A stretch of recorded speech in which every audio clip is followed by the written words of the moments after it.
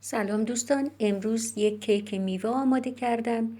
یک کیک میوه خیلی خوشمزه، راحت و رنگارنگ برای اونایی که میوه خیلی دوست دارن. از همه نوع میوه میتونین استفاده کنین، اما من میوه هایی که استفاده کردم میوه فصل زمستانه. من از کیوی، نارنگی، انار، انگور، موز، سیب و پرتقال استفاده کردم. میوه ها رو بعد از اینکه تمیز شستین، اونا رو خردشون کنین در هر سایزی که مایلین و بعد هسته های اونا رو هم حتما بگیرین. برای ژله من از آگار استفاده کردم. 100 گرم شکر، 15 گرم آگار و 1 لیتر آب. اینا رو یه مقداری مخلوط میکنم، بعد روی حرارت میذارم. حالا چرا از آگار استفاده کردم؟ به خاطر اینی که آگار با تمام میوه ها همخوانی داره و مثل ژلاتین نیست که بعضی از میوه ها مثل آناناس یا کیوی توی اون باعث بشه که ژله خوب نبنده. بعد از اینکه یه مقداری جوشید، حتما باید بجوشه برخلاف ژلاتین تا آگار حل بشه.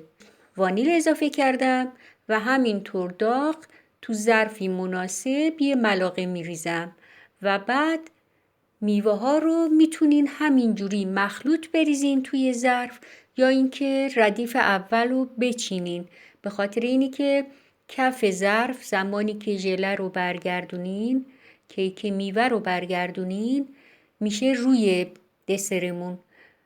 من میچینم، اما همینجوری به طور اتفاقی هم اگر همه رو بریزین مخلوط قشنگ میشه، بد نمیشه.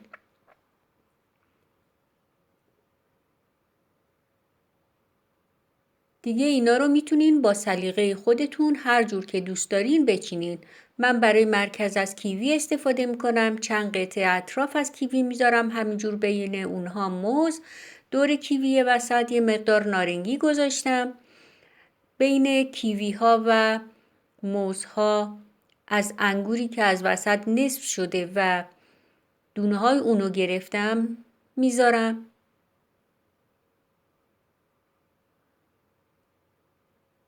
و بعد فاصله ردیف وسط و کناری رو با انار پر میکنم. هیچ مهم نیست که اگر روی اون به صورت نامرتب باشه، چون این داخل دسر هستش و مهم کف ظرفه.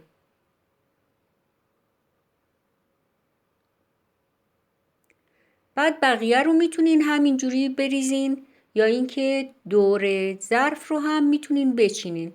من سعی میکنم یه مقداری دور ظرف رو بچینم که از همه رنگ‌های میوه هامون کناره ظرف هم دیده بشه. بعد یه مقدار دیگه از آگار میریزم روی اون و میوه ها رو دوباره به صورت مخلوط وسط میریزم و سعی میکنم باز کناره ها رو بچینم.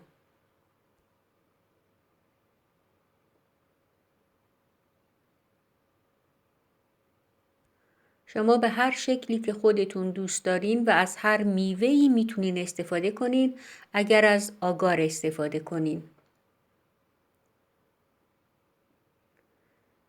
یا همون آگار. اما سعی کنین که تمام قسمت‌های کیکتون از همه میوه ها داشته باشه که وقتی اونا رو برش میزنین از تمام میوه ها تو تمام برش های کیکتون باشه.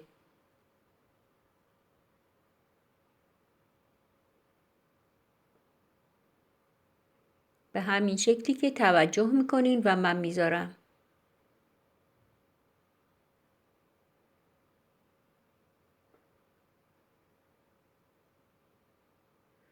در ضمن این غیر از این که برای کسانی که میوه دوست دارن خوبه، برای کسانی که حوصله میوه خوردن ندارن اما دسر رو دوست دارن خیلی مناسب و خوبه، مخصوصا بچه ها.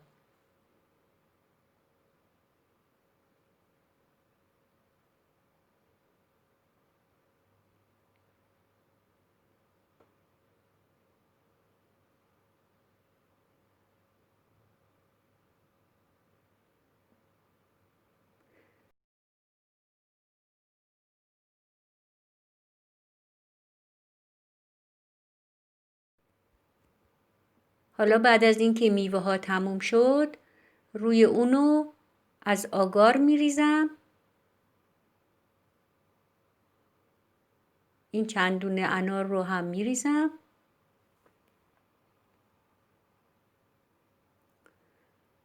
و بعد ظرف رو پر از آگار میکنم و اونو توی یخچال میذارم.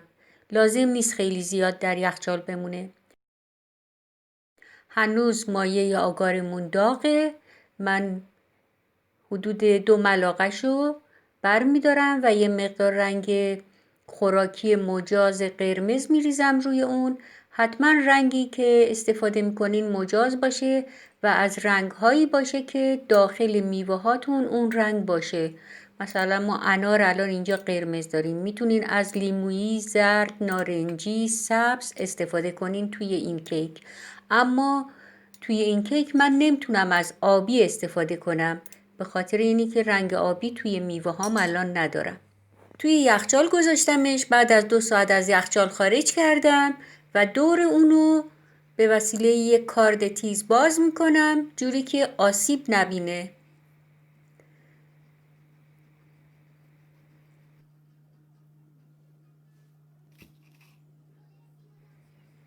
بعد دور اونو که باز کردم خلال دندان چند قسمتش فرو میکنم، باز کناره اون که دسر آسیب نبینه. این به خاطر اینی که کناره های خلال دندان هوا داخل میشه و باعث میشه که کیکمون راحت از توی ظرف خارج بشه. با هر روش و هر طریقه ای که بلدین میتونین کیکتون رو از ظرف خارج کنین. مثلا اونو توی ظرف آب گرم بذارین. ببینین چقدر راحت خارج شد و چه کیک خوشگلی دارین. یک کیک خوشگل و خوشمزه که میتونین از اون برای خانواده و همینطور مهمان ها استفاده کنین. مخصوصاً برای شبهایی مثل شب یلدا. دوستان عزیز، این هم کیک میوه. امیدوارم که مورد پسند همه شما قرار بگیره. حالا یه تیکه از اونو برش میدم که داخل این کیک رو هم ببینیم.